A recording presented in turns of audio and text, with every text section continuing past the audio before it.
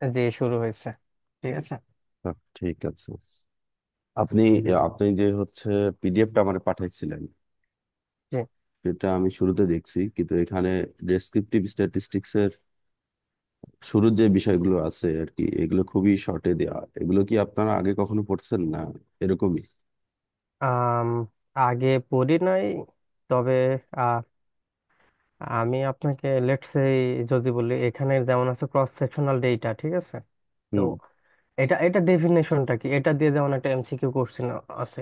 তো আমাদেরকে আসলে ওই জাস্ট বেসিক কোশ্চেন গুলো জিজ্ঞাসা করবে একটা বিষয়ের উপরে, মানে ওই বিষয়টা ডেফিনেশন কি বা ওর সংজ্ঞাটা জাস্ট দিয়ে ওই সংজ্ঞার উপরে ভিত্তি করে যদি একটা ইকুয়েশন বা ক্যালকুলেশন থাকে, জাস্ট এটাই, খুব ডিপে না। আর আচ্ছা, ঠিক আছে। এজন্য এজন্য আমি আপনাকে ওই যে এমসিকিউ পাঠাচ্ছি, আপনি তো দেখছেন মনে হয় হ্যাঁ, ওইগুলো হ্যাঁ, কেমন এমসিকিউ। হ্যাঁ, দেখছি, আমি আচ্ছা। দেখছি। জি। ফাইনাল এক্সামে আমাদের হচ্ছে, মানে টোটাল ওরা 100 কাউন্ট করে 30কে, ঠিক আছে। হুম, তো 30 মার্কের এক্সাম, তার ভিতরে 20 মার্কের এমসিকিউ আর 10 মার্কের একটা আপনার ইয়ে কোশ্চেন হবে, ওই রিটেন কোশ্চেন হবে। তো এটা হতে পারে টাইম সিরিজ থেকে, হতে পারে ওই যে রিগ্রেশন অ্যানালাইসিসের ওই যে আর আউটপুটের ওই যে হুম, ওখানে হুম, হুম, যেটা হুম। আছে ওইটার উপর থেকে, আর ঠিক আছে, আউটপুট এটাই। দিয়ে একটা প্রশ্ন দেখছিলাম আপনাদের লাস্ট জি লাস্ট পিডিএফ এর যেটা ছিল আর কি। জি জি জি। তো আচ্ছা, ঠিক এই আছে। হচ্ছে বিষয়। জি এখন মেইনলি কথা হইতেছে স্ট্যাটিস্টিক্স। যদি আপনি বুঝতে চান তাহলে আপনার কিছু না কিছু টার্ম অবশ্যই জানতে হবে, ঠিক আছে? তো আচ্ছা। শুরুর দিকে আপনাদের মানে সবকিছুই দিয়ে রাখছে, কিন্তু ওরকম ভাবে কোনো কিছু নাই। পরবর্তীতে আবার এখানে গিয়ে দেখতেছি এখান থেকে মোটামুটি মোটামুটি ধারণা দিয়ে আছে। তো আজকে আমরা আচ্ছা। শুধু ওই স্ট্যাটিস্টিক্স মানে এটা বোঝার চেষ্টা করব, আর এর সাথে রিলেটেড কিছু টার্মস প্লাস হচ্ছে আপনার এই 1 নম্বর পেজের কিছু জিনিস আজকে আমরা শেখার চেষ্টা করব। তো হচ্ছে,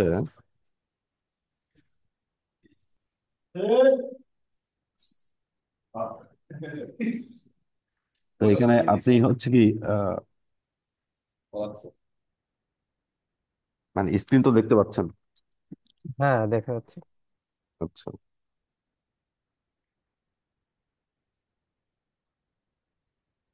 তো প্রথমে আমরা হচ্ছে স্ট্যাটিস্টিক্স জিনিসটা কি এটা নিয়ে একটু কথাবার্তা বলি। লিখার কালিতে কি কোনো সমস্যা আছে, মানে এই কালারটা কি চেঞ্জ না করা লাগবে? না না, সমস্যা নেই, এটা আপনি বুঝুন। আচ্ছা, প্রথমে আমি স্ট্যাটিস্টিক্স কি এই জিনিসটা একটু নিয়ে কথাবার্তা বলি। তো স্ট্যাটিস্টিক্স কি এটা বলার আগে আমরা একটা উদাহরণ নিয়ে এক্সাম্পল নিয়ে কথাবার্তা বলি।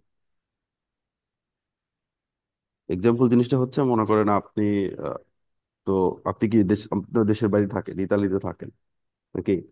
জি জি তো আপনি মনে করলেন কি যে আপনার পড়াশোনা শেষ করে বাংলাদেশে এসে আপনার যে ইউনিয়ন আছে, এটা হচ্ছে আপনার ইউনিয়ন। এই ইউনিয়নে এসে আপনি দেখা যাচ্ছে হচ্ছে চেয়ারম্যানের নির্বাচন করবেন। চেয়ারম্যান হওয়ার জন্য নির্বাচন করবেন। তো আপনি তো এতদিন দেশে বাইরে থাকছেন, আপনার এলাকার পরিস্থিতিও ততটা বোঝেন না, কিংবা এলাকার কি পরিবেশ আছে সেটাও বোঝেন না। তো আপনি যেহেতু চেয়ারম্যান হতে চান, তার মানে আপনার চেয়ারম্যান হতে হলে নির্বাচিত হইতে হবে। তো নির্বাচিত হতে হবে, তো নির্বাচিত হতে হবে তার মানে কি আপনাকে ভোট বেশি পাইতে হবে।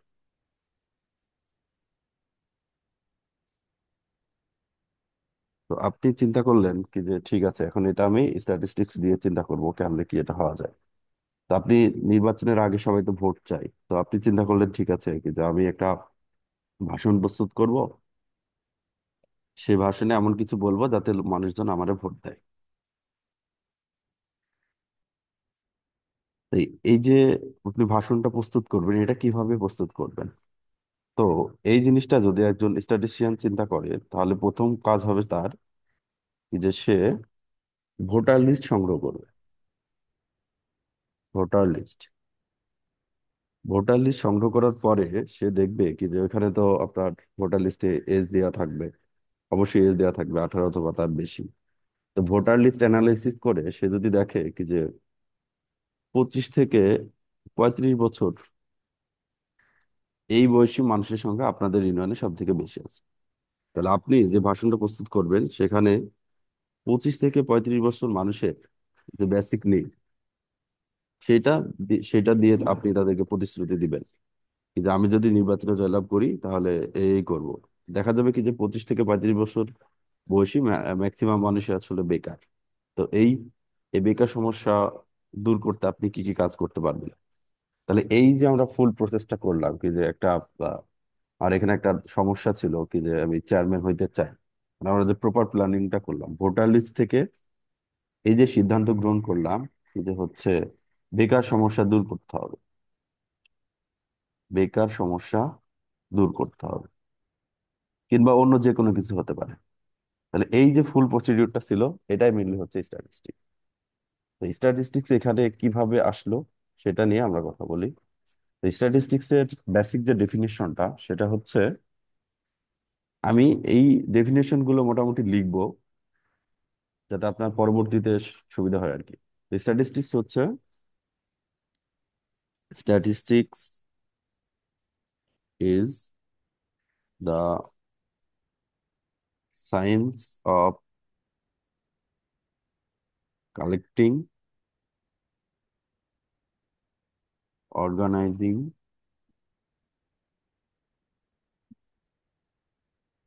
Presenting,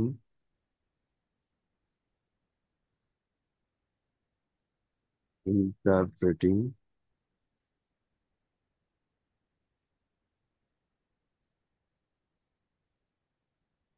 as well as making decision based on such analysis। তো এখানে দেখেন, স্ট্যাটিস্টিক্সে মেন কাজ হচ্ছে আমার ডাটাটাকে কালেক্ট করা, সেটাকে অর্গানাইজ করা, তারপরে ওটাকে এমন ভাবে প্রেজেন্ট করা যাতে সবাই বুঝতে পারে, তারপরে ওটাকে ব্যাখ্যা করা, এবং সেখান থেকে আমাদের একটা সিদ্ধান্ত মেক করা। তো এখানে আমরা যখন আমাদের যে এটা ছিল কি যে চেয়ারম্যান হইতে চান, তাহলে আমাদের প্রথম কাজ হচ্ছে ডেটাটা কালেক্ট করা। তো কালেক্ট যে ডেটা কালেক্ট করতেছে এটি কালেক্টিং ইনফরমেশন, তো কালেক্টিং ইনফরমেশন করতেছে আমরা হচ্ছে ভোটার লিস্ট থেকে। আপনি যদি আগে পড়ে থাকেন কোনো কিছু, তাহলে আপনি স্যাম্পলিং ফ্রেম সম্পর্কে জানছেন, জেনে থাকতে পারেন আর কি। তো এই ভোটার লিস্টটাই মেনলি হচ্ছে স্যাম্পলিং ফ্রেম।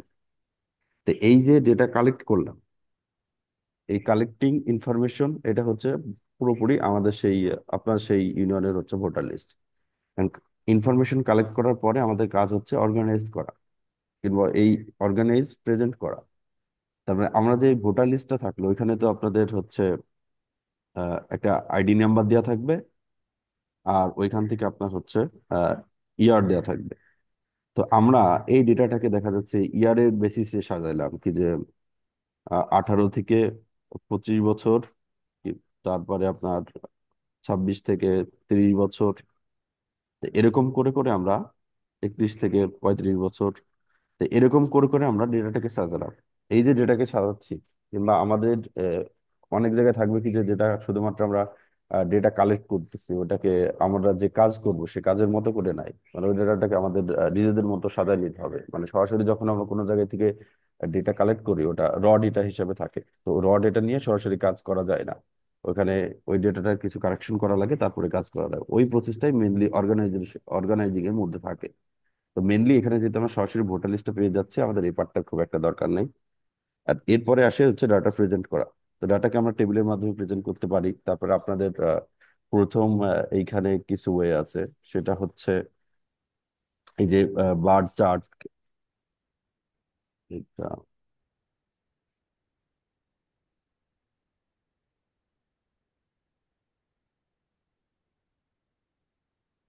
ডেটা প্রেজেন্ট করা রয়েছে, যে bar chart, pie chart, frequency table, histogram, এগুলো নিয়ে আমরা কথা বলবো। তো এইখানে আমরা ডাটা প্রেজেন্টিং এর মধ্যে এই টেবিল করি, কিংবা একটা বার ডায়াগ্রাম করি, হিস্টোগ্রাম করি, যেগুলোর মাধ্যমে আমরা ডাটাকে প্রেজেন্ট করতে পারি। তারপরে ডাটাকে ইন্টারপ্রেট করি। এই ইন্টারপ্রেট করতে গিয়েই আমরা আসলে সামারি মেজার গুলো নিয়ে আসি। সামারি মেজার বলতে এই যে আমরা যে পার্টটা দেখবো কি যে ডিসক্রিপটিভ স্ট্যাটিস্টিক্স এর যে বিষয়গুলো না আছে, মিন, মিডিয়ান, মোড, কিংবা এখান থেকে আমি আমার যে ডাটা সেটটা আছে সেখান থেকে আমি কেমনে সিদ্ধান্ত নিব। তা আমি এক কাজ করতে পারি কি যে আমার ফুল যে ভোটার লিস্ট ছিল সেখান থেকে আমি গড় এজটা বের করতে পারি কি যে আমাদের ইউনিয়নের গড় এজটা হচ্ছে এত, তার মানে এই এজের মানুষের বেসিক নিডটা কি হতে পারে, সেটা নিয়ে আপনি কথাবার্তা বলতে পারেন। কিংবা আপনি যেই ডাটা সেটটা বানাইছেন সেটার হচ্ছে আর কি সব থেকে বেশি বয়সের মানুষ, মানে বেশি বয়স আছে এমন মানুষের সংখ্যা যেখানে বেশি, সেটা নিয়ে আপনি কথা বলতে পারেন। মানে আহ, আপনি মিন নিয়ে কথা বলতে পারেন কিংবা মোড নিয়ে কথা বলতে পারেন। আপনার তো মিন মোড এগুলো সম্পর্কে তো আইডিয়া আছে নাকি? জি আছে। তাহলে এইখান থেকে মানে আমি ডাটাকে ইন্টারপ্রেট করতেছি, মানে ডাটাকে ডিসক্রাইব করতে পারতেছি।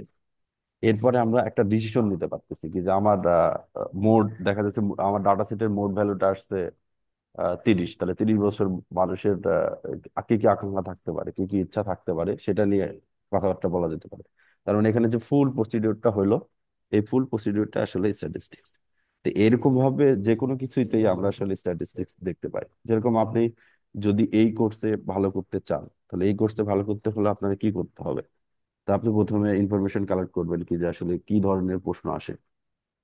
সে তাহলে তার মানে আপনি কালেকশন প্রসিডিউরের মধ্যে থাকলেন। তারপরে এখান থেকে আপনি চিন্তা করবে আসলে কোন টাইপের প্রশ্ন বেশি আছে কিংবা কোন টাইপের প্রশ্ন বারবার আসছে। তার মানে আপনি কিন্তু এই যে মিন মোডে চলে যাচ্ছেন। তারপরে আপনি একটা ইনফারেন্স ড্র করতেছেন কি যে ঠিক আছে, কি যে আমার হাতে এই স্যাম্পল আছে, এই জিনিসগুলো আছে, তার মানে এই জিনিসগুলো বেশি আসতেছে, এইভাবে পড়তে হবে, তাহলে এইভাবে এক্সামে ভালো একটা আউটপুট পাওয়া যাবে।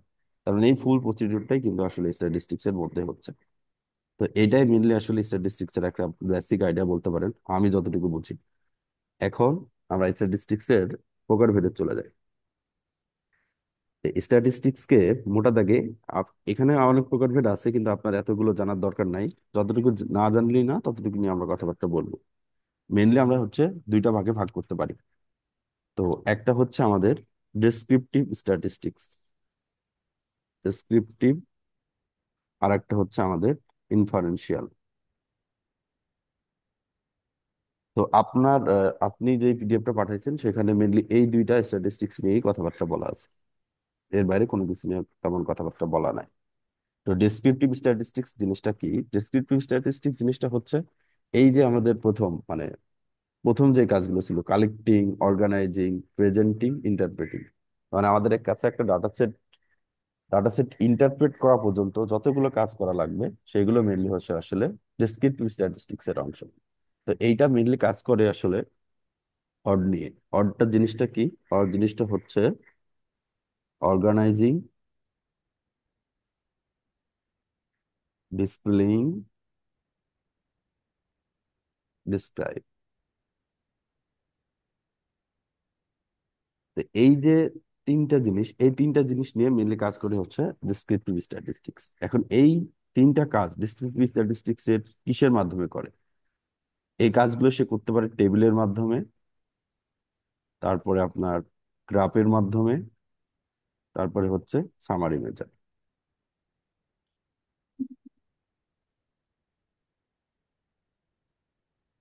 তাহলে এইখানে টেবিল টেবিল বলতে আমরা কি বুঝবো? টেবিল বলতে ফ্রিকোয়েন্সি টেবিল। ফ্রিকোয়েন্সি টেবিল সম্পর্কে কি আপনার আইডিয়া আছে? আপনি মানে শুরু থেকে বলেন সবকিছু। আর গ্রাফ বলতে হচ্ছে আপনার বার ডায়াগ্রাম। আচ্ছা, আমার কি বানান। এমনি ওইগুলা জানি মোটামুটি, তবে আপনি আলোচনা যেহেতু শুরু থেকেই করছি, আপনি মনে করেন ওকে, আমি জানি না, সেভাবে আচ্ছা বললে আচ্ছা, আমার ঠিক জন্য আছে। ভালো হবে। সামারি মেজার বলতে এখানে আমরা হচ্ছে লোকেশন মেজার, লোকেশন মেজার কিংবা ডিসপারশন মেজার, এগুলো সম্পর্কে আপনি হয়তো মোটামুটি জানেন, পিডিএফ এর মধ্যে যেহেতু লেখা দেখলাম। তো আমরা আস্তে আস্তে কথাবার্তা বলবো, ঠিক আছে? তো এইখানে মেনলি তাহলে আজকে আমরা এই যে ডেসক্রিপটিভ স্ট্যাটিস্টিক্স এটার ভিতরে আমরা প্রবেশ করলাম। তো ডেসক্রিপটিভ স্ট্যাটিস্টিক্স মেনলি কাজ করে organising, displaying and describe. Organising মানে আপনি যে ডাটা সেটটা পাইলেন, আমরা শুরুতে যে ডাটা সেট যেখান থেকে পাই, সেটা হচ্ছে মেনলি ওটাকে বলে র ডাটা। ওই র ডাটাটাকে কাজের উপযোগী করে তৈরি করার যে প্রসেসটা, সেটা হচ্ছে অর্গানাইজিং। আর ডিসপ্লে করার জন্য টেবিলের মাধ্যমে আমরা করতে পারি, গ্রাফের মাধ্যমে করতে পারি। তো টেবিল ও গ্রাফ আবার অনেক প্রকার আছে, সেগুলো নিয়ে আমরা কথাবার্তা বলবো। আর ডিসক্রাইব মানে এই ডিসক্রাইবটা করার জন্য আমরা সামারি মেজার নিয়ে কথা, এটা লোকেশন মেজার হতে পারে, ডিসপারশন মেজার হতে পারে। এই মেনলি লোকেশন মেজারের মধ্যেই আমরা পড়ি হচ্ছে আসলে মিন, মিডিয়ান, মোড। তো এগুলো বের করার আবার অনেকই আছে যেগুলো হয়তো আপনার লাগবে না। আর ডিসপারশনের ক্ষেত্রে আমরা এই যে ভ্যারিয়েন্স কিংবা রেঞ্জ কিংবা হচ্ছে আপনার স্ট্যান্ডার্ড ডেভিয়েশন, আপনি হয়তো এগুলো শুনে থাকবেন। স্ট্যান্ডার্ড ডেভিয়েশন এগুলো পরবর্তীতে আসবে আস্তে আস্তে। ভেরিয়েন্স, রেঞ্জ, স্ট্যান্ডার্ড ডেভিয়েশন, এছাড়া আরো আরো আছে কোয়ার্টাইল ডেভিয়েশন আছে। কোয়ার্টাইল ডেভিয়েশন, মিন ডেভিয়েশন, মিডিয়ান ডেভিয়েশন, অনেক কিছু আছে। যাই হোক, এগুলো হচ্ছে ডিসপারশনের মেজার। তো এগুলো নিয়ে আমরা পরবর্তীতে আস্তে আস্তে কথাবার্তা বলবো। তো আমরা এই যে স্ট্যাটিস্টিক্স জিনিসটা কি, এটা কি বুঝছি কিছু? জি, বুঝতে পারছি। তো মেইনলি স্ট্যাটিস্টিক্স এর দুইটা ভাগ, ডেসক্রিপটিভ আর ইনফারেন্সিয়াল স্ট্যাটিস্টিক্স। এখন ডেসক্রিপটিভ স্ট্যাটিস্টিক্স নিয়ে আমরা কথাবার্তা বললাম। আর এরপরে আমাদের যে জিনিসটা সম্পর্কে জানতে হবে সেটা হচ্ছে স্যাম্পল আর পপুলেশন। আচ্ছা, একটু আমি হ্যাঁ আপনাকে হ্যাঁ, বলেন। ইন্টারাপ্ট করছি। সেটা হচ্ছে যে এই যে যে নোটটা লেখা হচ্ছে না, এটা হ্যাঁ আমাকে একটু পিডিএফ আকারে নোটটা আমাকে দিবেন, ঠিক আছে? হ্যাঁ দিলে হ্যাঁ হ্যাঁ, দেওয়া যাবে আহ, দেওয়া কি যাবে। হবে, আমার পরে আর কষ্ট করে নোট করার সময়টা আমার বেঁচে যাবে। আর রেকর্ড তো হচ্ছে, রেকর্ডটা আমাকে হোয়াটসঅ্যাপে একটু পাঠিয়ে দিবেন। আচ্ছা ঠিক আছে, এটা পিডিএফ জি, দেওয়া যায়। ওকে।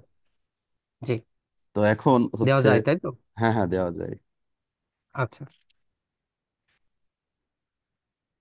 আমরা হচ্ছে স্যাম্পল আর হচ্ছে পপুলেশন সম্পর্কে কথাবার্তা বলি। আচ্ছা, আপনি আপনার ব্যাকগ্রাউন্ড সম্পর্কে জানলে আমার জন্য ভালো হবে। আপনি কি 9-10-এ কোন কোন ব্যাকগ্রাউন্ডে ছিলেন? ও, আমি আর্টসের স্টুডেন্ট ছিলাম, ঠিক আছে, এই জন্য পুরোটাই? সমস্যাটা বেশি। আচ্ছা পুরোটাই। পুরোটাই, আচ্ছা। পুরোটাই বলতে আমি বলছি মনে, আপনাকে আর্টস থেকে পরে বিবিএ করছি, মালয়েশিয়ার থেকে আর কি। তো ওখানে ও এই স্ট্যাটিস্টিক নিয়ে এত ইয়ে ছিল না। ওখানে বেসিকও খুব হালকা টাচ করছিল, আর সেটাও করছি অনেক দিন হয়ে গেল। আচ্ছা, কিন্তু আপনি এখানে তো মোটামুটি স্ট্যাটিস্টিকের বেসিক অনেকগুলো টপিকই আছে। হুম হুম, আপনি মানে হুম। এই জন্য না বুঝলে আসলে প্রশ্ন করবেন, ঠিক আছে? মানে আমি তো বুঝবো না জি, আপনি জি, জি। বুঝতেছেন কিনা। তো আপনি আমরা মনে করবেন এই বাচ্চা শিশু। জি, স্যাম্পল আর হচ্ছে জি। পপুলেশন নিয়ে আমরা কথাবার্তা বলি। তো স্যাম্পল আর পপুলেশন এটা জিনিসটা বুঝতে হলে মনে করেন আপনার কাছে একটা, এটা মনে করেন এটা একটা পাউরুটি, ঠিক আছে? তো এইটা হচ্ছে, ফুলটা হচ্ছে একটা পপুলেশন। আর এই পাউরুটির যে কোনো পার্ট, যে কোনো পার্ট কিংবা বলতে পারি অ্যানি পোর্শন, অ্যানি পোর্শন এই জিনিসটা হচ্ছে স্যাম্পল। তো এই ক্ষেত্রে আমাদের এইটা তো ই ছিল। কিংবা আপনি সেট সম্পর্কে যদি আইডিয়া থাকে, সেট, সেট সম্পর্কে কোনো আইডিয়া আছে আপনার? সেটের ভিতরে সবকিছু অন্তর্ভুক্ত থাকে ওইটা। সেট, সেট বলতে ওই যে সাবসেট। সেকেন্ড ব্র্যাকেট দিয়ে। হ্যাঁ হ্যাঁ, সেকেন্ড ব্র্যাকেট দিয়ে তো ওইটা তো জাস্ট টাবুলার মেথডের বুঝ। আচ্ছা, সাবসেট, আপনি আলোচনা ইউনিভার্সাল করেন। সেট, এটা সম্পর্কে আইডিয়া আছে? না। আচ্ছা থাক, দরকার নাই তাহলে। তো এখানে স্যাম্পল আর পপুলেশন, আমরা যেই উদাহরণটার কথা বলছিলাম কি, যে আপনি হচ্ছে একটা চেয়ারম্যানের নির্বাচন করতে, চেয়ারম্যান নির্বাচন করতেছিলেন ওই জায়গায়। তো ওইখানে আমাদের যে ইউনিয়নের, ইউনিয়নের যে পুরো ভোটার লিস্টটা ছিল, তো এই পুরো ভোটার লিস্টে আসলে কি ইউনিয়নের সবাই সংযুক্ত ছিল না? হ্যাঁ। তাহলে এই পুরো ভোটার লিস্টটাকে, এই পুরো ভোটার লিস্টটাকে আমরা বলতেছিলাম হচ্ছে স্যাম্পলিং ফ্রেম। এই স্যাম্পলিং, এই পুরো ভোটার লিস্ট মানে পপুলেশন জিনিসটা হচ্ছে aggregate, aggregate of all individual. আচ্ছা, আমার ইংরেজি বানান ভুল হতে পারে, আপনি একটু এটা ক্ষমা সুন্দর ওইটা ব্যাপার দৃষ্টিতে। না। না, না। এগ্রিগেট অফ ইটস অল ওকে ভাই। ইন্ডিভিজুয়াল, কিংবা আমরা বলতে পারি হচ্ছে টোটালিটি অফ অল ইন্ডিভিজুয়াল। একটা কোশ্চেন আমার এখানে ভাই, হ্যাঁ সেটা হচ্ছে এই যে এখানে হুম, টোটাল ভোট লিস্ট বলেন নাকি একটু আগে হ্যাঁ এক ভোটার নম্বর লিস্ট। দিয়ে? হ্যাঁ আচ্ছা, টোটাল ভোট লিস্ট এটা কি তাহলে কি পপুলেশন না? হ্যাঁ, এটা পপুলেশন হবে, টোটালিটি অফ অল তাহলে যে ইন্ডিভিজুয়াল। হুম। তাহলে যে স্যাম্পলিং ফ্রেম দেওয়ার মানেটা কি? স্যাম্পলিং ফ্রেম এইটা হচ্ছে একটা স্ট্যাটিস্টিক্যাল টার্ম। মানে যখন আপনি কোনো একটা কাজ করতে চাইবেন, তখন আপনি যখন স্যাম্পলটা ড্র করবেন, স্যাম্পলটা ড্র করার আগে আপনার এই এক্সাক্ট স্যাম্পলিং ফ্রেম আছে কিনা এটা জানতে হবে। হুম, হুম। মানে আচ্ছা। স্যাম্পলিং সেটটা হচ্ছে লিস্ট, ঠিক আছে? আর পপুলেশনটা হচ্ছে এই যে প্রত্যেকটা মানুষ নিয়ে যেই আপনার একটা ইউনিয়নে তো কতগুলো জনগণ আছে, আমি বললাম কি যে হুম হুম। একটা ইউনিয়নে হচ্ছে মনে করেন 10,000 মানুষ বসবাস করে, তাহলে এই পুরো 10,000 হচ্ছে আপনার পপুলেশন। আর এই 10,000 জনের এক্সাক্ট লিস্ট, এই লিস্টটা হচ্ছে স্যাম্পলিং গ্রাম। বুঝতে পারছেন? জি। এখন স্যাম্পল জিনিসটা কি? স্যাম্পল জিনিসটা হচ্ছে এই যে পপুলেশনটা থাকবে, এই পপুলেশনের একটা পার্ট, এনি পার্ট অথবা any portion of the population, এটা হচ্ছে আপনার স্যাম্পল। আমি ডেফিনেশন আপনারে লিখে দেব। পপুলেশন হচ্ছে এটা তো এগ্রিগেট অফ অল ইন্ডিভিজুয়াল কিংবা টোটালিটি অফ অল ইন্ডিভিজুয়াল, কিংবা আপনি বলতে পারেন হচ্ছে হুম, এই যে এ consist consist of all elements. মানে এইখানে আমরা হচ্ছে যেই ইন্ডিভিজুয়ালের কথা বলছি কি যে এক একজন ব্যক্তি, ঠিক আছে? এইখানে ইন্ডিভিজুয়ালটা হচ্ছে এক একজন ব্যক্তি। এই টোটাল ইন্ডিভিজুয়াল বলতে এক একজন ব্যক্তি, এলিমেন্টস বলতে এক একজন ব্যক্তিকে বোঝাচ্ছে। আর স্যাম্পল জিনিসটা হচ্ছে এই পপুলেশনের পার্ট। যেরকম আমরা যখন কাজটা করতেছিলাম চেয়ারম্যান নির্বাচনের, এখন 10,000 জনের কাছে 10,000 জনের যদি লিস্ট আমার কাছে না থাকলো, কিংবা আপনি জানতে চান আসলে এই যে আপনার ইউনিয়নের মানুষ তারা হচ্ছে পরবর্তী 5 বছরে গ্রামে কি ধরনের উন্নয়ন দেখতে চায়, তো এই কি ধরনের উন্নয়ন দেখতে চায় এটার জন্য তো প্রতি জনে জনে গিয়ে জিজ্ঞেস করা লাগবে। তো আপনি যদি 10,000 জনকে জিজ্ঞেস করতে চান, দেখা যাবে কি যে এই আপনার এই সার্ভে করার আগে নির্বাচনটা হয়ে গেছে। তো তখন আমরা কি করব, এই 10,000 জন থেকে দেখা যাচ্ছে কি যে আমি 100 জনকে সিলেক্ট করব। তো 100 জনকে সিলেক্ট করার পরে আমরা যে কাজটা করব, এই 100 জনকে জিজ্ঞেস করব কি যে আপনি পরবর্তীতে 5 বছরে আমাদের ইউনিয়নের কি কি উন্নয়ন দেখতে চান। তো এই যে 100 জন নিলাম, তার মানে এই 10,000 জনের একটা পার্ট হচ্ছে 100 জন। তো এই 10,000 জনের একটা পার্ট হচ্ছে 100 জন, তার মানে এই 100 জনকে তখন আমরা বলতে পারবো হচ্ছে স্যাম্পল। বুঝতে পারছেন? যেরকম আমরা এই যে জি। এই একটা এই এই পাউরুটির কথা 100 জন বলছি। হচ্ছে, বলেন। যে 100 জন হচ্ছে 10,000 জনকে রিপ্রেজেন্ট করবে ওখানে। হ্যাঁ, হ্যাঁ, হ্যাঁ।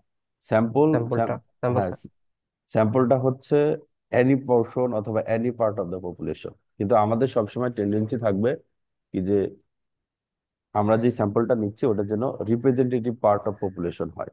কারণ আপনি যে সার্ভেটা করবেন, দেখা যাচ্ছে কি যে আপনি এখানে যে 100 জনকে নিচ্ছেন তাদের সবারই বয়স হচ্ছে 20 থেকে 20 বছরের কম। তাহলে এইটা তো আর আপনার সেই 10,000 জনের রিপ্রেজেন্টেটিভ পার্ট হবে না। তো আমাদের চেষ্টা থাকবে কি যে স্যাম্পলটা সেজন্য বলে, কিছু কিছু কেউ কোনো কোনো রাইটার আপনার বলতেছে কি যে any portion of the population, এটা হচ্ছে স্যাম্পল। আর কেউ কেউ খুব জোর দিয়ে বলে কি যে না, স্যাম্পল হতে হলে এটা রিপ্রেজেন্টেটিভ হইতেই হবে। তো মেইন আইডিয়াটা হচ্ছে যে কোনো পোর্শনই হচ্ছে পপুলেশনের যে কোনো পোর্শনই হচ্ছে স্যাম্পল। আর এই স্যাম্পলটা যাতে রিপ্রেজেন্টেটিভ হয় সেজন্য আমরা বিভিন্ন স্যাম্পলিং টেকনিক কিংবা স্যাম্পলিং মেথড এগুলো ইউজ করি। কারণ স্যাম্পলটা যত রিপ্রেজেন্টেটিভ হবে পপুলেশন সম্পর্কে তত আমরা প্রপার আইডিয়া পাবো। আপনি চিন্তা করেন কি যে 100 জনে দেখা যাচ্ছে প্রত্যেকের বয়সী আপনার 70+। তারপরে এখান থেকে 70+ মানুষের যে আশা আকাঙ্ক্ষা, আর ইন জেনারেল যদি আমরা চিন্তা করি মানুষের যা, এটা তো কখনো সেম হবে না। তারপরে আমাদেরকে জি। সবসময় এমন স্যাম্পল কালেক্ট করতে হবে যাতে ওই স্যাম্পলটা পুরো পপুলেশনকে রিপ্রেজেন্ট করতে পারে। সেজন্য sample is a representative part of the population, এগুলো নিয়ে আমরা কথাবার্তা বলে থাকি। তার মূল কথা হচ্ছে পপুলেশন হচ্ছে হোল থিং, মানে পুরো বিষয়টা।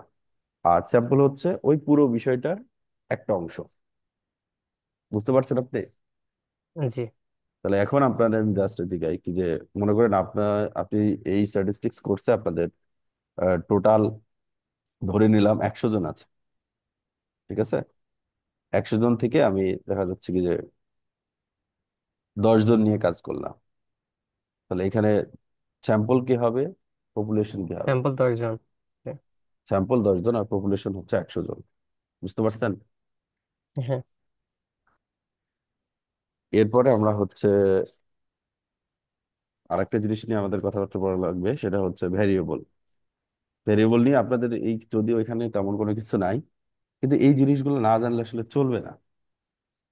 তো ভ্যারিয়েবল তো পড়ছেন আপনি, ভ্যারিয়েবল পড়ে না এরকম থাকার কথা না, কোনো না কোনো জায়গায় কোনো না কোনো ভাবে কেউ ভ্যারিয়েবল পড়ছে। আপনি কি ভ্যারিয়েবল পড়ছেন? জি, আপনি তারপর বলেন। তো আচ্ছা, ভ্যারিয়েবল জিনিসটা হচ্ছে মানে আমরা জাস্ট যেরকম বলি এটা হচ্ছে ভ্যারি করে, কি যে যেটার মান আপনার দেখা যাচ্ছে person to person, place to place, যেটার মানটা হচ্ছে জি ভ্যারি করে, সেটাকে আমরা বলি হচ্ছে ভ্যারিয়েবল।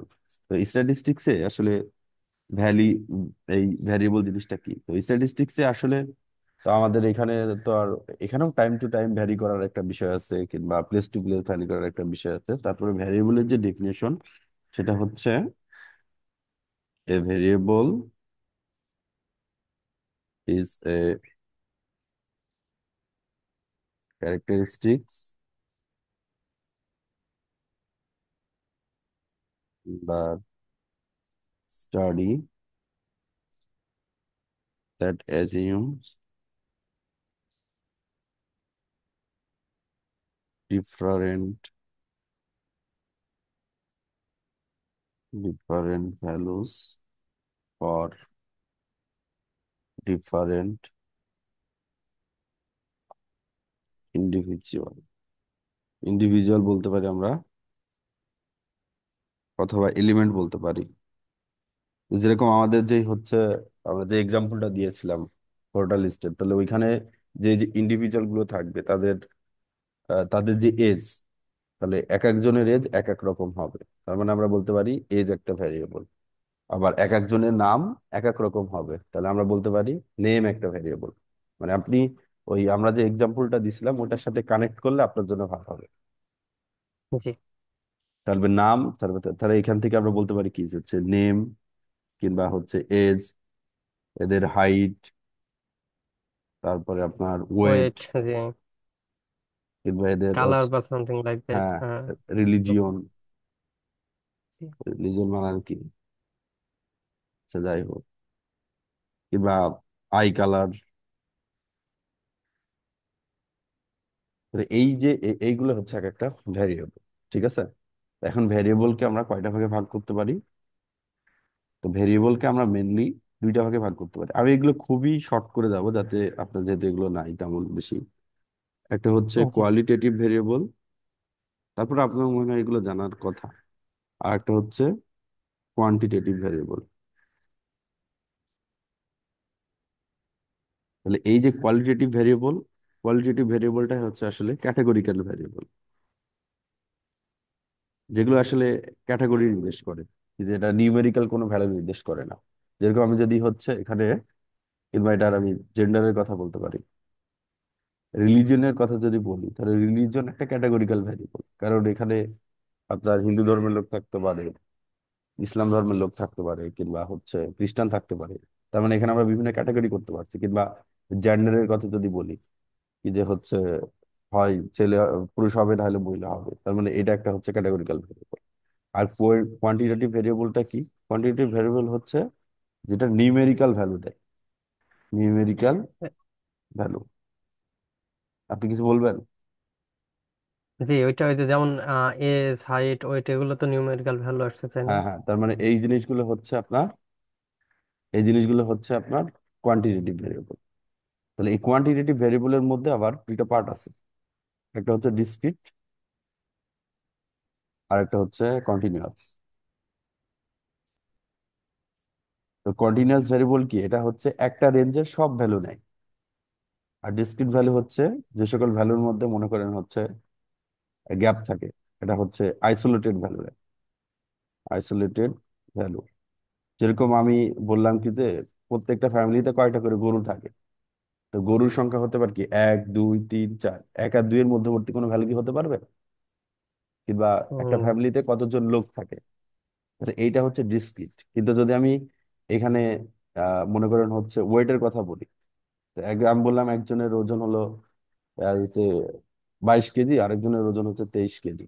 তো এরকম একজন থাকতে পারে যার ওজন 22.5 কেজি, কিংবা দেখা যাচ্ছে 22 কেজি 100 গ্রাম থাকতে পারে না। হ্যাঁ।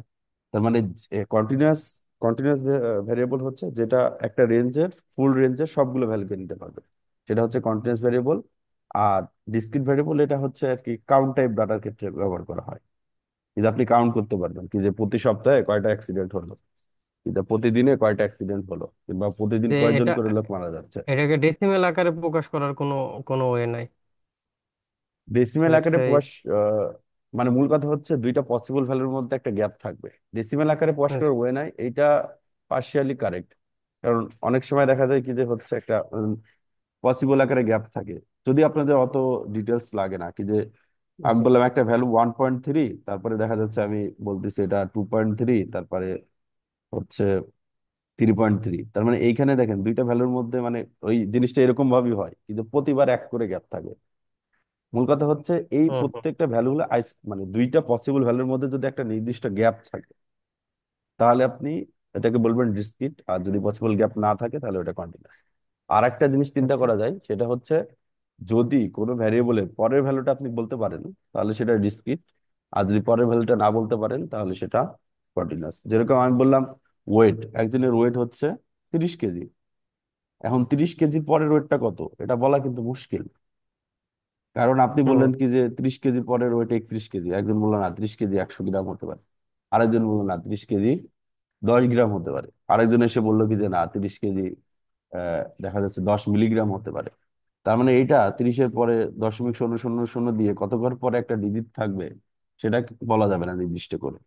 কিন্তু যদি আমি বলি কি যে একটা ফ্যামিলিতে 4 জন লোক আছে, তাহলে 4-এর পরে 5 জন লোক থাকবে, 4 আর 5-এর মাঝখানে কিছু থাকবে না। তার মানে ওইটা হচ্ছে ডিসক্রিট। আপনি কি বুঝতে পারছেন? জি, এটা বুঝতে পারছি। এখন এতটুকুই ভ্যারিয়েবল নিয়ে আমি আর কথাবার্তা বলবো না, এতটুকুই। এখন আমরা আসি হচ্ছে স্কেল নিয়ে কথাবার্তা বলার জন্য। স্কেল নিয়ে আপনাদের এখানে স্কেল অফ মেজারমেন্ট,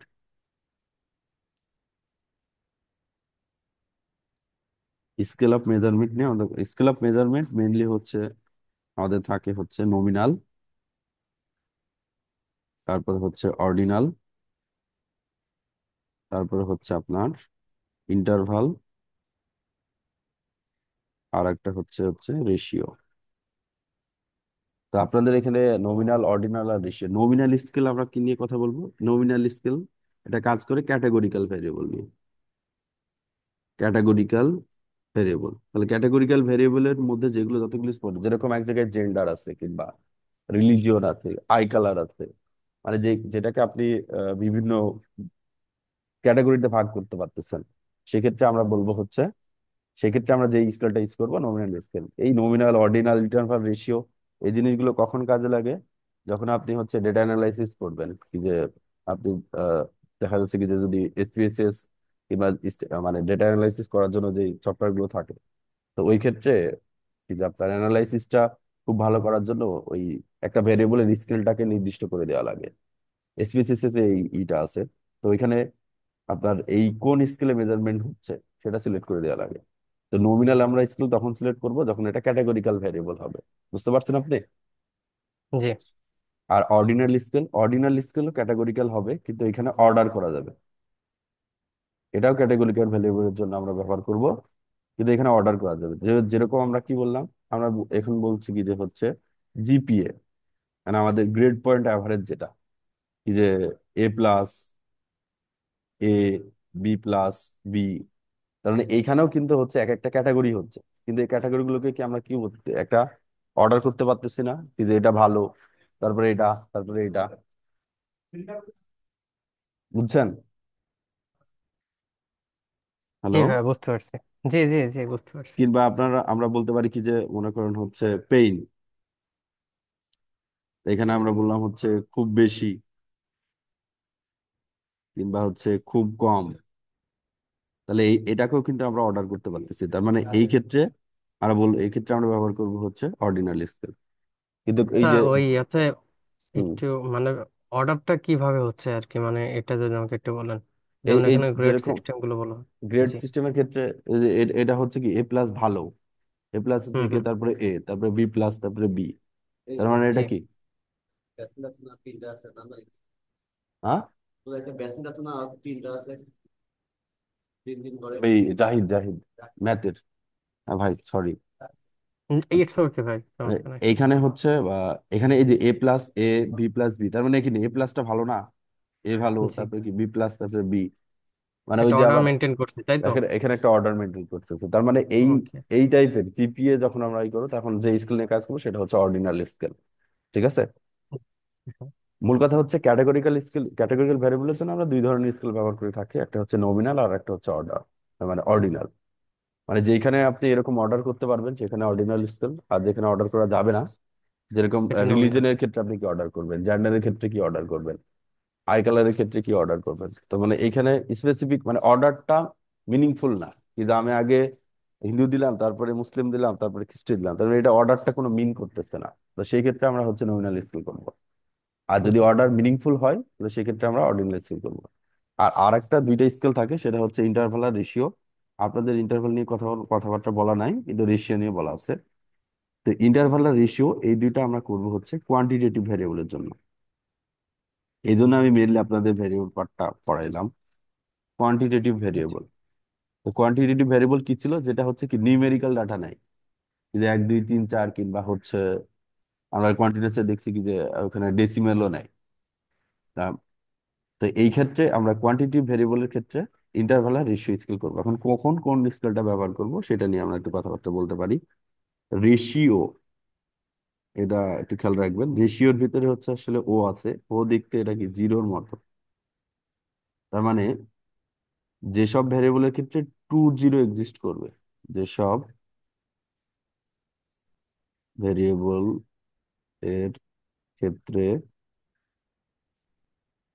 2 0, 2 0 মানে সত্য জিরো, ঠিক আছে, 2 0 এক্সিস্ট করবে, এক্সিস্ট করবে। তাহলে এই রেশিও স্কেল কখন হবে, যখন 2 0 এক্সিস্ট করবে। যেরকম আব- মানে বললাম কি যে হচ্ছে একজনের ইনকাম 0 টাকা, তার মানে আসলে তার কাছে কোনো টাকা নাই। কিংবা আমি বললাম আমার কাছে 0 টাকা আছে, তার মানে আমার কাছে কোনো টাকা নেই, মানে শূন্য মানে শূন্য।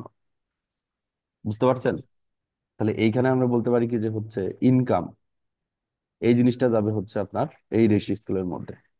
আর ইন্টারভালের ক্ষেত্রে কি হবে, ইন্টারভালের ক্ষেত্রে এই যে এই জিনিসটা হবে না, এই যে 2 0 এক্সিস্ট করবে না। আমি বললাম কি যে কোন এক জায়গায় হচ্ছে মানে একজনের আইকিউ হচ্ছে 0, আইকিউ 0 মানে কি ওর মেধা নাই, এরকম কিছু বোঝায়? না, আইকিউ শূন্য তো বলা যাবে না। হ্যাঁ সেটাই। এখন আমি বলতেছি আইকিউ 0, তার মানে এই আইকিউ 0 মানে আসলে তার ওই সেক্টর হয়তো মেধা নাই, কিন্তু অন্য সেক্টরে মেধা আছে। কিন্তু আমি বললাম কি জি। যে কোন একটা রুমের টেম্পারেচার, কোন একটা রুমের টেম্পারেচার বললাম কি যে হচ্ছে 0 ডিগ্রি সেলসিয়াস। তো কোনো একটা রুমের টেম্পারেচার 0 ডিগ্রি সেলসিয়াস বলতে কি বোঝায়, ওই ওই রুমে কি কোনো টেম্পারেচার নাই, এরকম বোঝায়। 0 ডিগ্রি সেলসিয়াস মানে এটা সেলসিয়াস স্কেলে 0 ডিগ্রি, কিন্তু দেখা যাচ্ছে কি এটা যদি আমরা কেলভিন স্কেল কিংবা ফারেনহাইটে কনভার্ট করি, ফারেনহাইটে কনভার্ট করলে ওটা জি। 212 ডিগ্রি ফারেনহাইট হয়ে যাবে। তার মানে ওইখানে টেম্পারেচারের জিনিসটার ক্ষেত্রে কি জিরো মানে আসলে জিরো না, জিরো মানে আসলে অন্য কিছুর এক্সিস্ট আছে এরকম বোঝায়। কিন্তু রেশিও স্কেলের ক্ষেত্রে জিরো মানে জিরো। কিন্তু আমি জিরো আই মানে নাথিং, ওখানে কিছুই নাই। হ্যাঁ, ওকে। জিরো মানে নাথিং, যেটা সেটা হচ্ছে রিসার্চ স্কুল দিয়ে করবেন। আর যদি জিরো মানে কোনো কিছু থাকে, যেরকম ম্যাক্সিমাম আসলে দুইটাই থাকে, কি আইকিউ স্কোর আর হচ্ছে টেম্পারেচার, হুম। এই দুইটা হচ্ছে ইন্টারভাল স্কেল আমরা বের করতে পারি। তো এইটা ছিল আসলে ইন্টারভালটা তাহলে একটু লিখে দিবেন, একটু মানে যেটা বললেন। এইখানে হচ্ছে ইন্টারভাল